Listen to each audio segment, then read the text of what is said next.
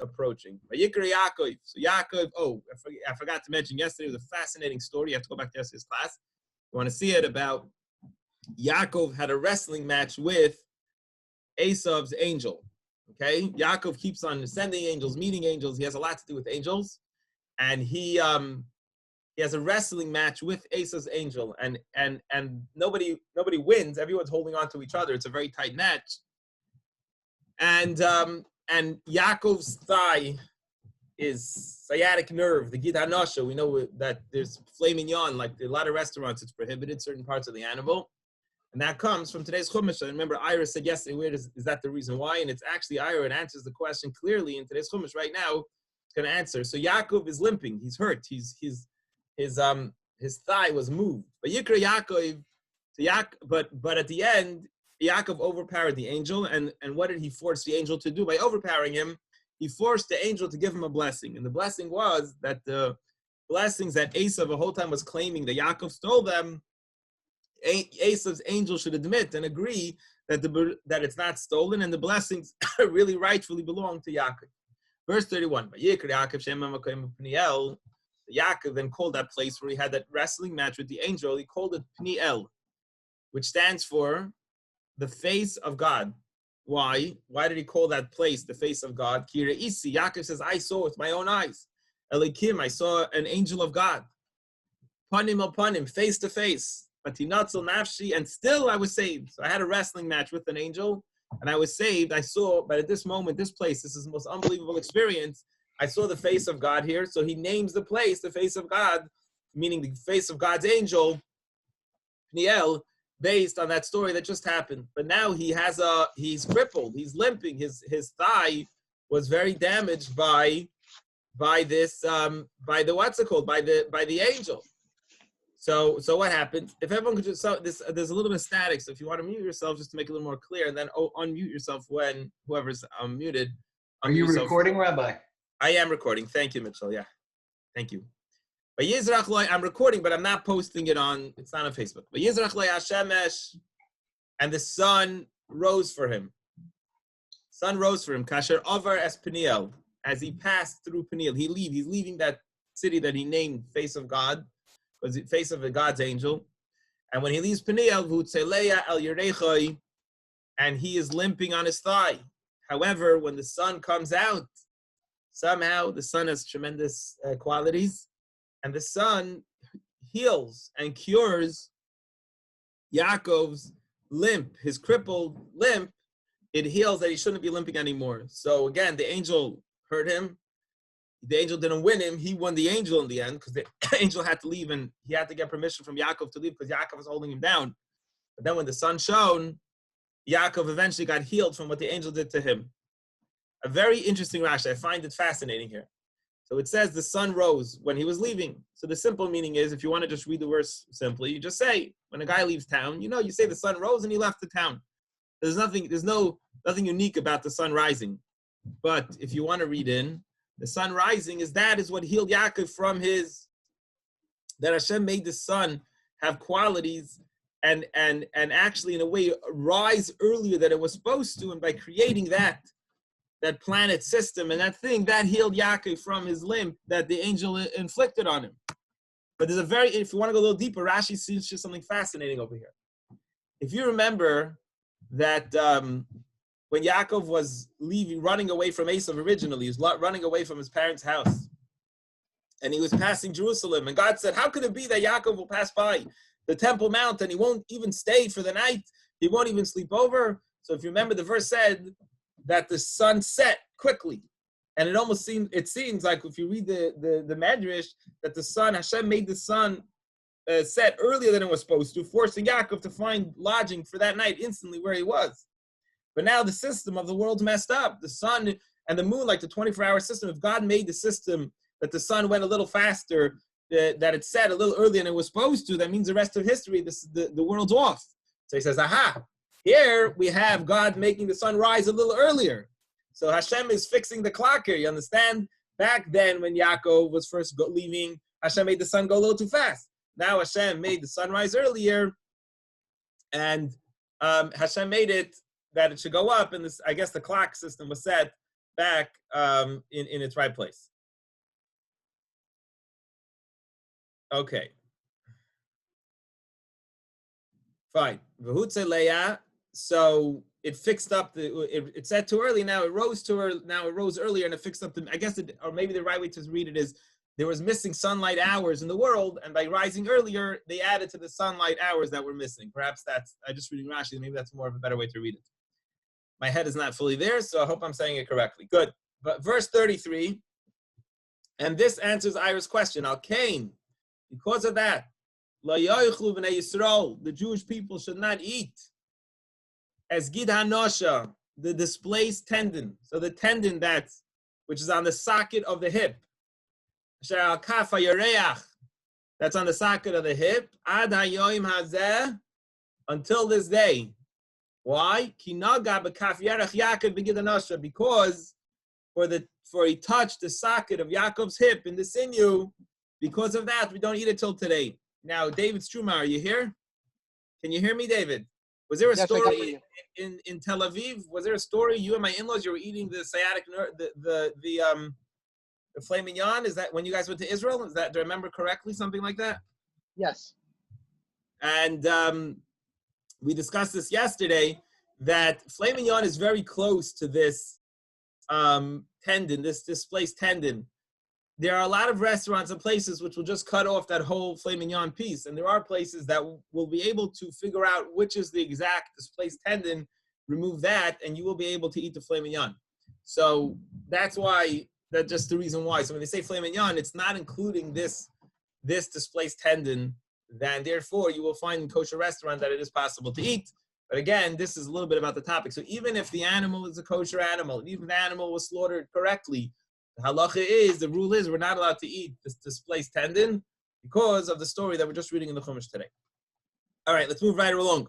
Verse 1, Yaakov lifts his eyes after this whole story, wrestling with the angel, and he's healed, and the whole story takes place. He lifts his eyes, and he sees Esau. He sees his brother Esau coming. Finally, he sees in the distance. And there are 400 soldiers, 400 men together with his brother Esau. And he knows it's about to happen, what he's afraid is going to happen. He divides the children. He gives some children, he makes groups of the kids, right? In order that whoever attacks if the first group's attacked, the other one, we don't know yet what's going to happen, right? Yaakov doesn't know. He's trying everything. He's trying to give gifts, and he's going to try everything. He doesn't know what's going to happen. If he's attacked, perhaps the back groups will be able to run away. And he splits them in order of, we know, who is more precious to him. The last one is Rachel. The one last in line is Rachel, his most beloved wife. Following in front of her is Leah, his other wife, and then go the maidservants and their children. And he split up all the mothers with the children in the groups behind him. He first put verse 2, the maidservants and the children, and after went Leah and the children, and Rachel, and then Rachel, and Rachel's only child at the time, who was Joseph. Rashi says a very interesting, actually, reason here, which they quote. I guess in this case, he says, we see from the way Yaakov placed his wives and his children, the further back you are, the more precious you are, the more important you are. I'm just thinking, it's like a concert, you know? You always have the warm-up act in the beginning, and the good singer, you wait at the end, the good speaker, you know, at an event, you wait till you put him at the end, because everybody wants to hear that speaker, so you put him at the end. So comes the rule, achron chaviv. So a lot of times, if you go to a gathering of people who know Torah, the last speaker, they'll always quote this Rashi, that the ones who are in the back are always the most dear, to make the last speaker not feel bad that he's the last speaker, but that as by Yaakov, the further back you were actually more precious than. However, Lifneim, and Yaakov went in front. He was the man of the day. He went in the front. And he bows on the floor 7 times. Ad gishtei ad achiv, until he came to his brother. So he's showing a whole display of like submissiveness, almost you could say, to Yaakov, to Esau, and he bows 7 times. And he's going ahead. If Esau's gonna kill someone, he's first in line. His neck is first in line. He's gonna go first. Vayaretz Esau the Krasi, verse 4. And Esau runs to Yaakov, and he hugs him. Vayipal al tavaray, and Esau falls on his neck. Vayishakehu, and he kissed him. Vayivku, and he wept. So on the first outward glance, it seems that everything Yaakov was afraid of didn't come true. Esau ran towards him, he hugged him, he fell on his neck, meaning he cried, Vayishakeu, and he kissed him, Vayivku, and they wept. So Rashi says, what happened here? This guy was going to kill him with 400 men. So Rashi says that when Esau saw Yaakov bowing 7 times, saw his brother literally bowing 7 times for him, his mercy inside his heart was awakened. And instead of killing his brother, which he intended to do, he's like, you know what, forget it. This is my brother, I'm not going to kill him, and his mercy was awakened. Now, this is an interesting Rashi, and Rashi brings a debate here, which Rashi often does not do. He brings a debater in the Talmud to describe this word. So you'll see something interesting. For those of you that have the screen, you'll notice something interesting. The second to last word in the verse is Vayishakehu. He kissed him in verse 4.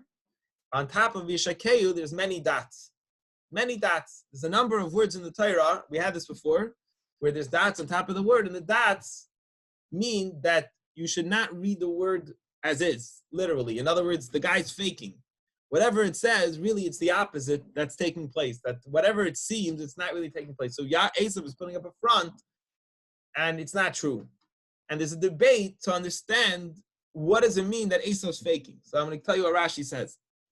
Some people say that what the faking is that he really kissed him with his whole heart. That the guy hated his guts. Esau hated Yaakov's guts. Hashem made a miracle here. And the guy somehow, who was supposed to literally was heading to kill him. And somehow, and that's mean that somehow this guy had a freak change. Hashem made a miracle. And the guy who was literally heading to murder him had a freak change. And really, he kissed him with his whole heart. This for some reason, this brother was like a real brother towards him. He kissed him with his whole heart. But then Rabbi Shimon ben Yochai says, no, impossible. No such a thing. Esau hates Yaakov. There's no question about it. It's a rule in life. There'll be always anti-Semitism in these kind of people, in this person of Yaakov, and perhaps in his descendants, there'll always be anti-Semitism. To believe that a Jew can never live freely with this Esau is something that is against logic. It's not true, and it's not possible. Maybe till Mashiach comes. What happened? So what does the dots mean? The dots means that at that moment he had mercy on him. It was a miracle, and he kissed him with his whole heart. So I guess the debate here is, I'm sorry, I really, both opinions really was the same opinion. I misquoted the first opinion. The first opinion is that Esau wanted to kill him when he was kissing him. He wasn't really planning on kissing him. It was a miracle that although Esau attacked Yaakov and kissed him, but he wanted to bite him, when he was kissing him, he really went over. He made it like he was going to kiss him, but he went over like he's his best friend, and at the last minute tried to kill him, and Hashem made it that he shouldn't be able to kill him. So there's a debate, again, in the Medrash, to understand the dots. Does it mean that there was a miracle that Esau loved Yaakov at the moment, although it's unnatural for Esau to love Yaakov? Or do the dots mean that Esau didn't really love him at the moment? The kissing was a facade in order to find a way to kill him, and that is two ways of understanding the verse, whether he tried to kill him or he really tried to kiss him. Last verse in today's Chumash, he says, he lifted his eyes, and he sees all these women. He sees this guy, his brother's traveling. He has 4 women with him. He sees all the boys, 11 boys. And Esau says, Yaakov, who are these people? These are the children that God has blessed your servant with. And you want to know who they are? These are my children. That's who they are. I guess because they could have been servants or so on. Who knows who they were? And he told them who he was. And that is the end of today's Chumash. And wow, what a class we have here today. Sheesh. All right. That is the end of today's Chumash. In honor of your corona.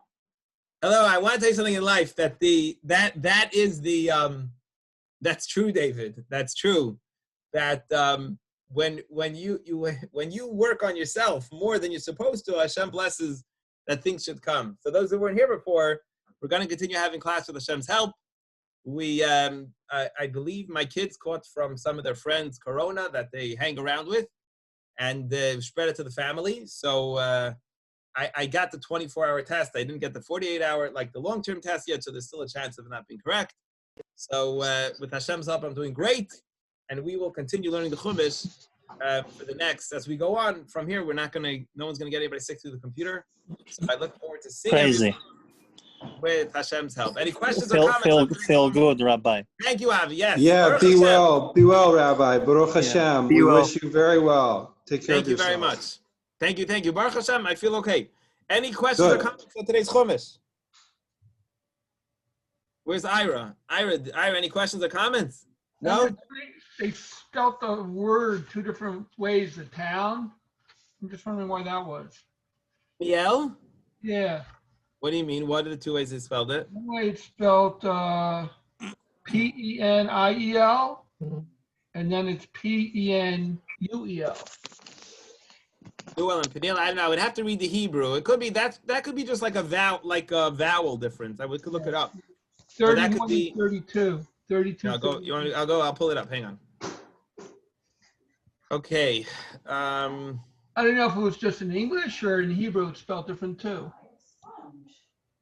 Penuel and Peniel. Penuel and Peniel. It's a yud or a vav. He called it Peniel. He left Penuel. I don't know. Over as Peniel. But in Hebrew it's spelled different too, right? Yeah. I don't know. Good question.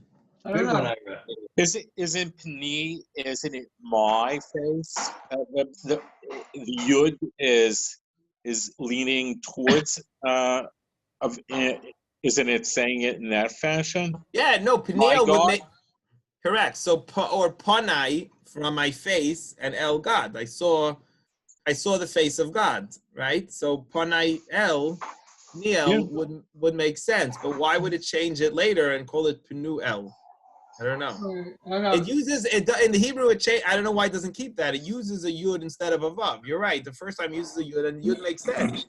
Yeah, they should have told everything significant, and I just didn't know. There was nothing mentioned about it. That's all.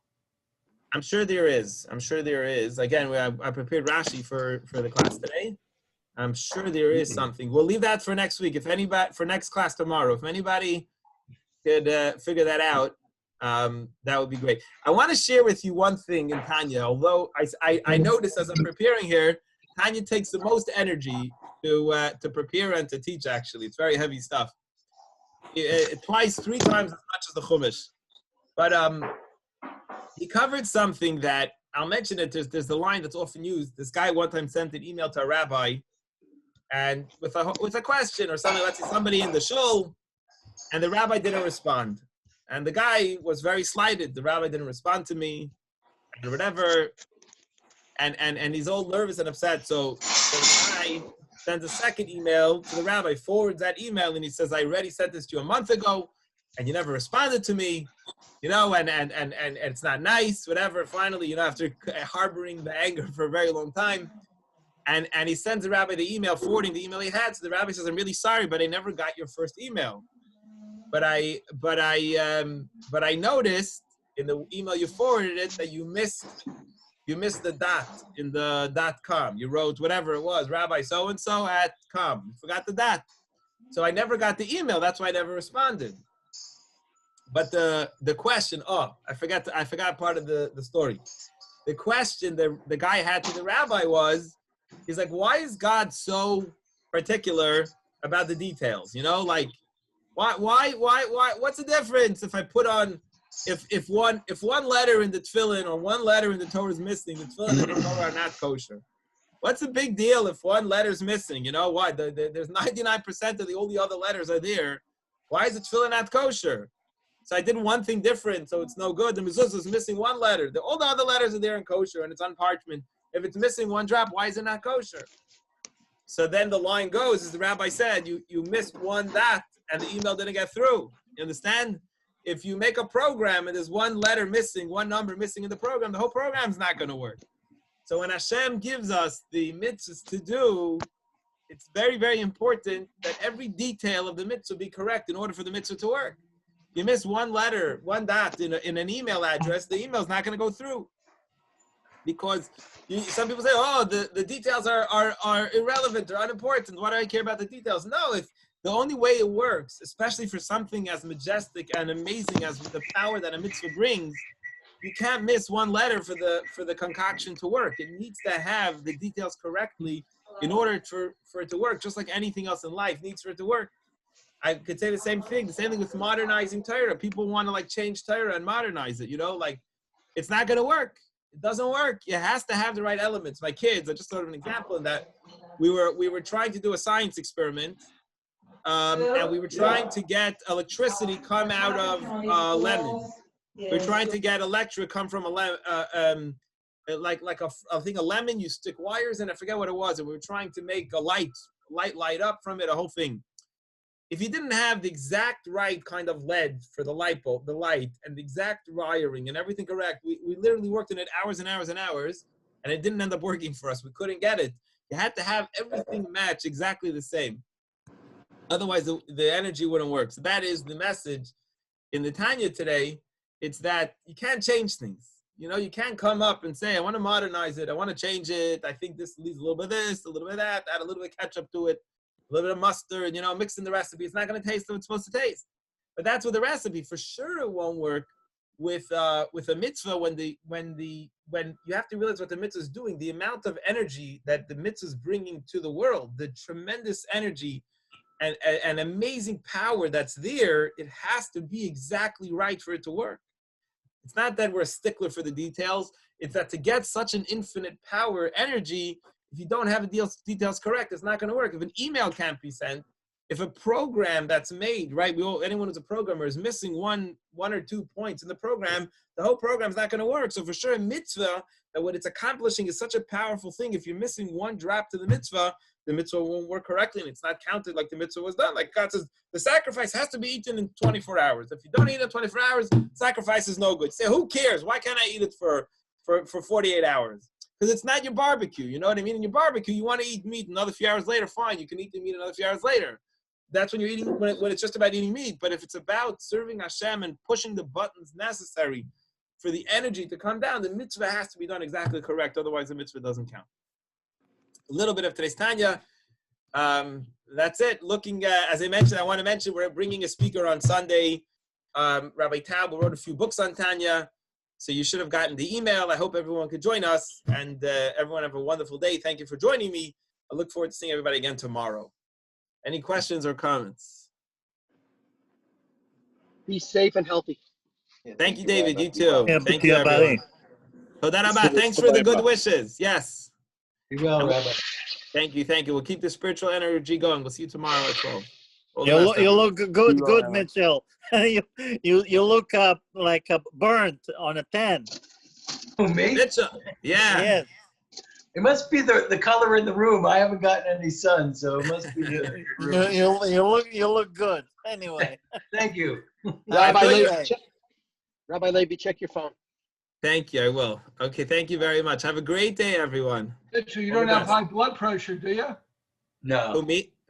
Okay, that's good. Must be the room. Yeah, I think it is the room.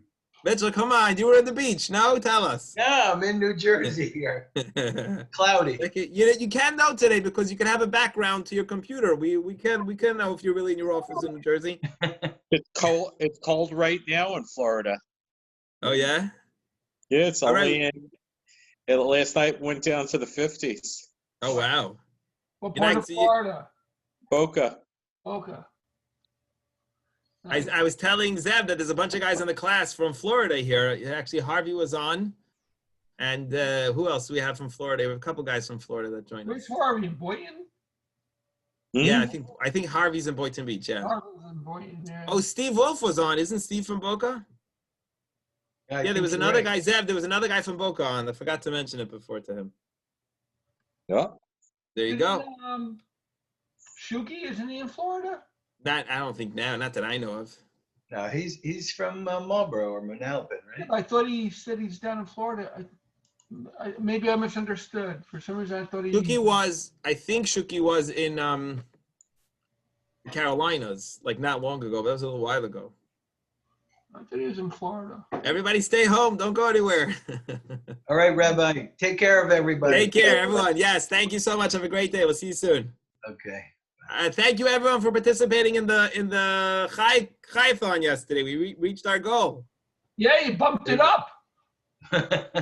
Well, you know, like, it's very funny. Like, there's people, I feel like there's people who wait for the last minute, and then because I was like watching it, I'm like, are they going to hit it or they're not? I don't know. I checked back 15 minutes later. They were 25,000 under. I checked back 15 minutes later. They were 2,000 over.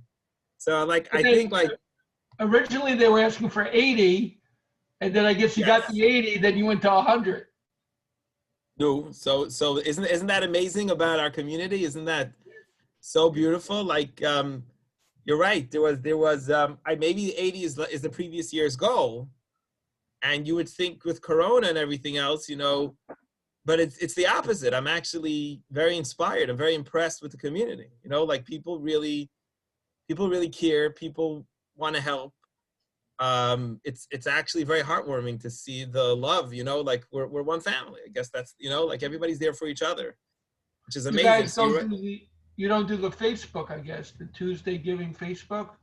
Well, you can't do both. We tried it actually twice. I think Hanel and the French Circle tried it, and they only give you $7 million that they match, I guess, which is the goal. Oh. And it's almost, you never get it. I don't think we've ever gotten it before matched. You still get the donations that people give. Yeah, because they're limiting it out of the whole world, out of all the Facebook people. Right. And there's $7 million is nothing relative to the amount of money being fundraised. So let's say they have hundreds of millions of dollars being fundraised.